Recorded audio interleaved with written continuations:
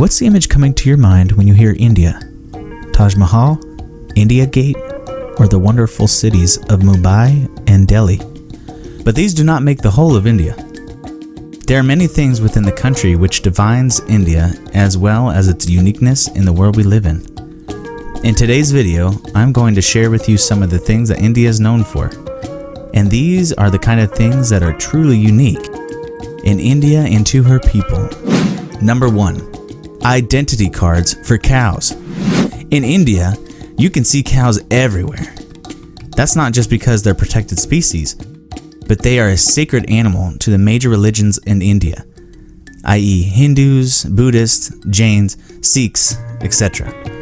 Throughout India's modern history, it has seen a lot of problems that are associated with its cattle population, and it is usually because of violent conflicts between different communities regarding the status of its cattle population.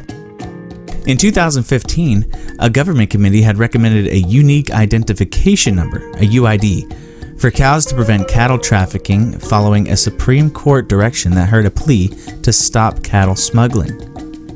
Since 2019, the Information Network for Animal Productivity and Health, INAPH, was set up, and as of now, about 22.3 million buffaloes and cows have got their UIDs. These UIDs are known as Pashu Aadhar and are tagged onto every cattle's ear with the aim of enhancing traceability of the country's livestock. This is of course good for those who support the sanctity of the cows, but not necessarily good for India as a whole, because as much as the government is able to track the cattle population, it is poorly managed. A major problem can be seen when cows move freely everywhere, whether they be in rural areas or in the heart of cities. And with this comes a lot of traffic problems. Number 2. Barefoot football in the 1950 World Cup. In 1950, India managed to qualify for the 1950 FIFA World Cup, which was scheduled to take place in Brazil after qualifying by default from the pre-tournament qualifiers. However, the strange thing was the Indian team themselves withdrew from the World Cup before the tournament actually began. The All India Football Federation, AIFF, gave various reasons for the team's withdrawal, including travel costs, lack of practice time, and valuing the Olympics more than the World Cup. However, the fact or myth that caught people's attention was that many historians and pundits believe India withdrew from the World Cup due to FIFA imposing a rule banning players from playing barefoot. Being barefooted is very much a significant part of Indian culture, and being a developing country that just gained her independence from the British Empire after the Second World War, it is not surprising that even the AIFF hasn't caught up with FIFA's footballing standards. According to the then captain of India, Sailen Mana, the story that the team not being allowed to play due to the refusal for footwear was just a ruse to cover up the actual reasons why the AIFF decided not to travel to Brazil. How true this is, we will never know. But I think the barefoot story itself is interesting enough for the 1950 World Cup to be remembered for. Sadly, India has not come close to qualifying for another World Cup, but if they do one day in the future, let's hope that they do not withdraw again. Even if FIFA bans people from wearing footwear for the game. Number 3.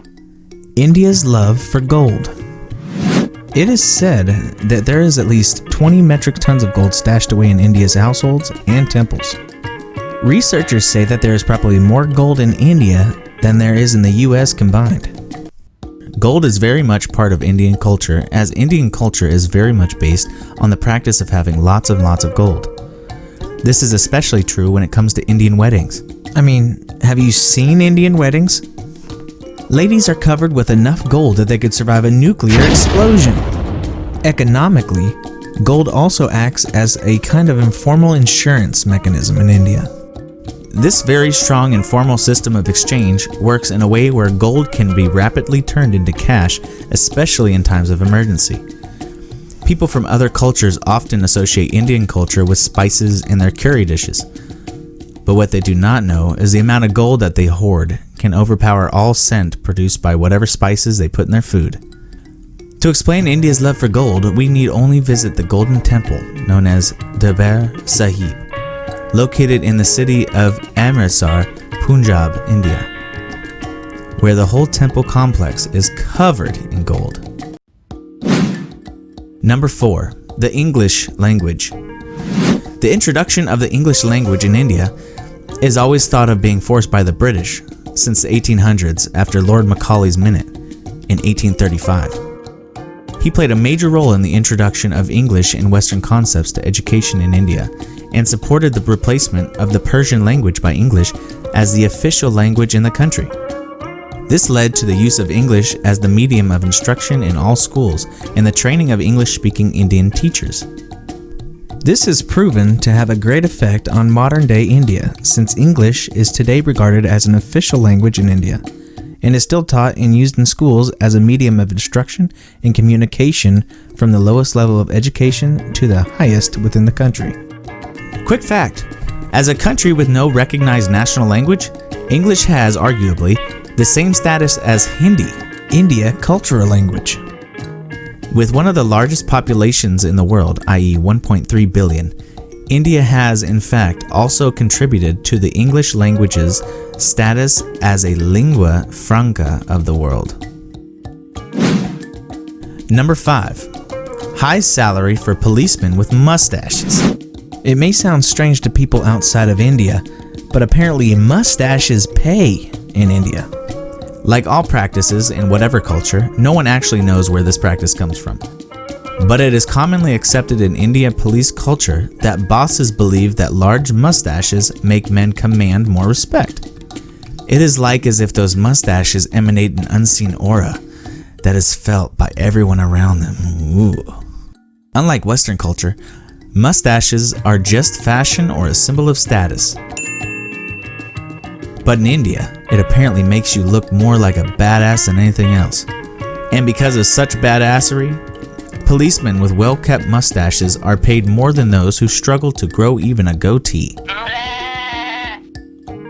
Some might argue that this perception of badassery in owning a mustache is due to how Bollywood movies have been portraying badasses with mustaches who jump from explosions and saving damsels. Either way, you have to admit that an angry person with a mustache is more intimidating than an angry person without one. Those are just a few things that make India unique. If you want to know more about India or anything and everything over, around, and in between the world you live in, please consider subscribing to this channel to know what about everything. Thanks for watching.